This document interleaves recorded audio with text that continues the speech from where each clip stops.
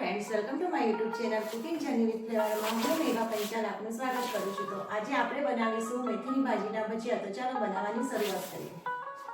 તો મેથીની ભાજીના ભજીયા બનાવવા માટે મેં અહીં 250 ગ્રામ બેસન લીધું છે। મેં ઝીણું બેસન લીધું છે, એ આપણે એડ કરીશું।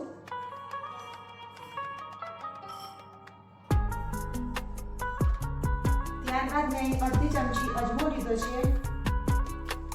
અજમાને આપણે બેસનમાં એડ કરીશું, હાથથી મસળી લઈશું।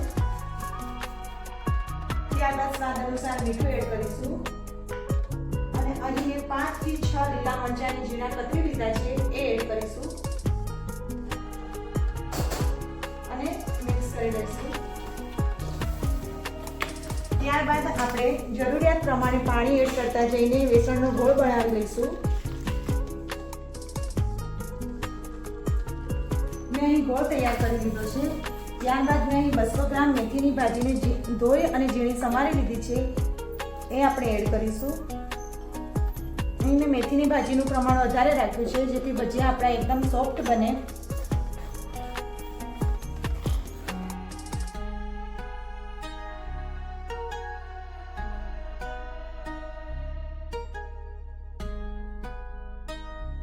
હવે આપણે એમાં 2 ચમચી ગરમ તેલ એડ કરીશું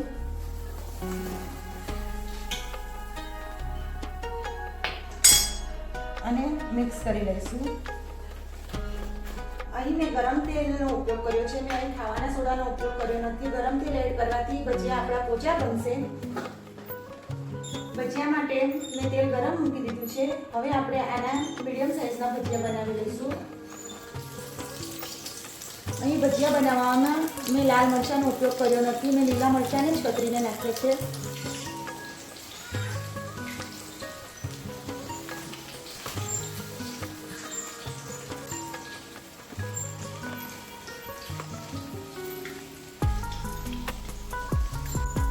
ભજીયાને આપણે એકવાર પલટાવી લઈશું। ભજીયા તળાઈને રેડી થઈ ગયા છે। હવે આપણે એને બહાર નીકાળી લઈશું।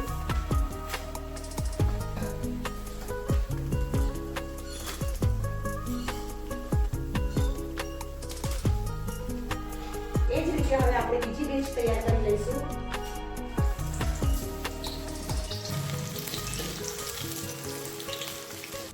ભજીયાની બીજી બેચ તૈયાર થાય છે ત્યાં સુધી આપણે ભજીયા સાથે ખાવામાં આવતી કઢી બનાવી લઈશું। તો એ બનાવવાની શરૂઆત કરીએ।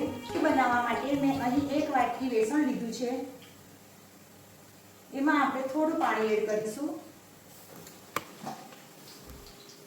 મિક્સ કરી દઈશું। અહીં મેં 1 વાટકી બેસન સામે 2 વાટકી પાણી લીધું છે। ત્યારબાદ મેં અહીં અડધી ચમચી લીંબુના ફૂલ લીધા છે, એડ કરીશું। સ્વાદ અનુસાર મીઠું એડ કરીશું। 1 લીલા મરચાંની પેસ્ટ બનાવી લીધી છે, એડ કરીશું। ચપટી હળદર લીધી છે અને 2 ચમચી ખાંડ લીધી છે। હવે આપણે આને ગેસ પર લઈને ઉકાળી લઈશું, પછી આને પલટાવી લઈશું।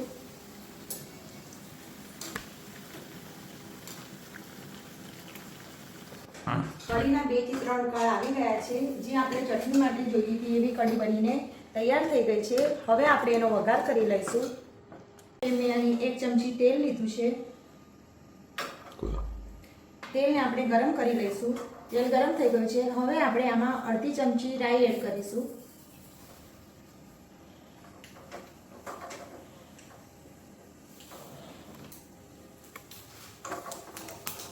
રાઈ ફૂટે એટલે આપણે 4 થી 5 મીઠા લીમડાના પાન એડ કરીશું અને ગેસ બંધ કરી દઈશું। વઘારને આપણે કઢીમાં એડ કરીશું।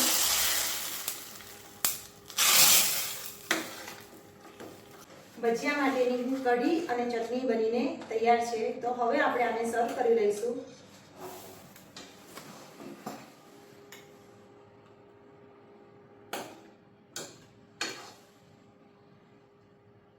તો ફરીથી મળીશું આવી અવનવી રેસીપી સાથે અને એક નવા જ વિડીયોમાં। Bye bye.